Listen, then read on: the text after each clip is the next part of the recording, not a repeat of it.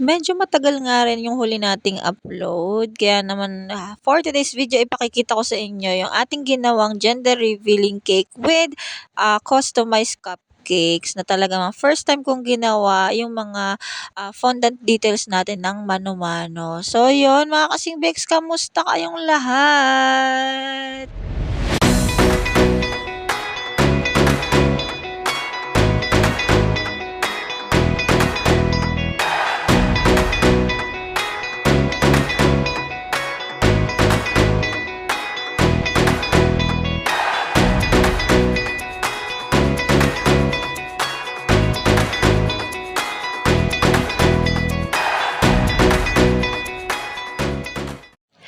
First time kong gawin din yung ganito klaseng, gender revealing cake, which is yung nagpa-print po ako ng, message or yung pinaka-gender ng, baby, and then pinatungan natin ng may icing.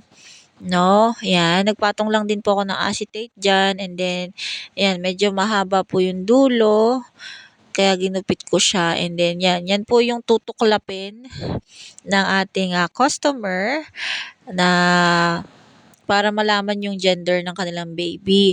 And ito nga po palang cake na ito is deal with 'no, na, isang, masarap at, sikat na restaurant dito sa amin sa Mendez, yung Hotspot Restaurant. So ayan, and parang second cake na ata nila 'to sa akin. Siyempre, under them 'no, under ng name nila kasi nga deal with ang cake na ito. And yun nga, sabi ko sa inyo, first time kong gawin itong ganitong klaseng cake na gender revealing. So yun, ang flavor nito is moist chocolate cake. And then yan, kung makikita nyo, gamit natin is cake drum kasi tinusukan ko na to ng mga dowels, no, na chopstick po yung aking gamit dito, no, kasi para matibay dahil ibibiyahe pa po ito parang somewhere in Tagaytay or Amadeo pa na client nila. So, nakarating naman ito ng safe doon sa restaurant nila. Actually, nakipag-meet up lang ito sa akin dito sa may palengke sa amin, and then nagmotor lang sila ng anak niya, 'no, para mabitbit niya itong cake na ito. And sabi ko nga sa inyo, dahil ACC din yung ating gamit, talagang sobrang stable, hindi nagbago yung itsura niya mula nung kinuha sa akin hanggang sa makarating sa venue, 'no. Kaya sobrang, nakakabilib talaga 'to si ACC, at talagang never kang magsisisi kung ito yung gagamitin mo, ayan. Nakailang beses din akong try diyan kung uubra.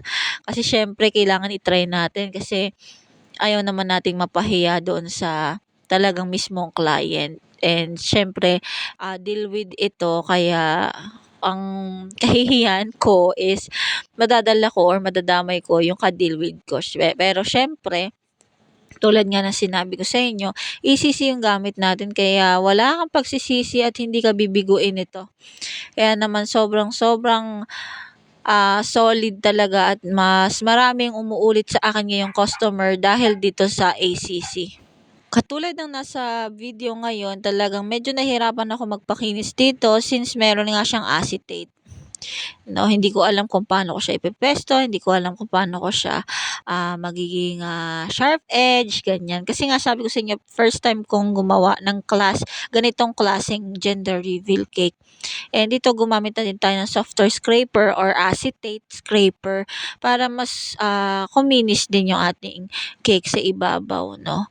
So ayan, and wala, wala, ganyan lang talaga siya. And siyempre, ang gamit nating, fondant dito is EMF pa rin kasi siyempre kailangan natin stable dahil ibabiyahe ito, and kailangan din natin na hindi siya nagmo-moist dahil, medyo matagal bago siya makain.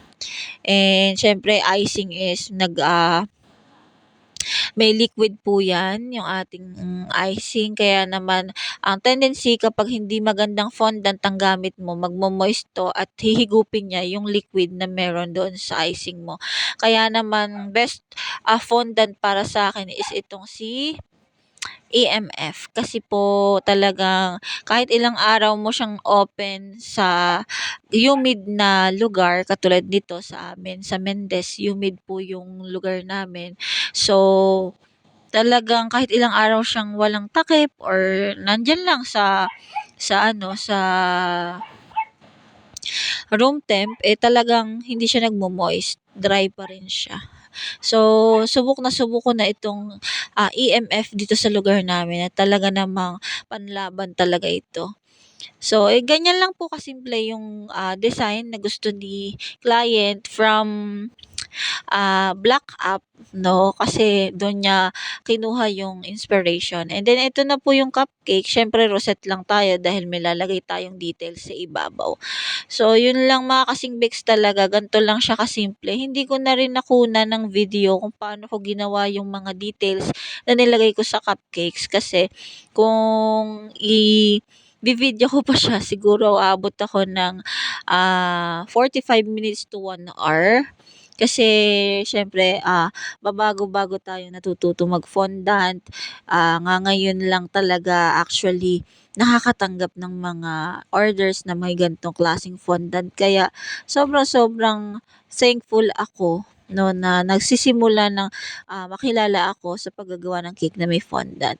So, yun lang mga kasing bakes. Maraming maraming salamat sa mga susunod na videos ulit.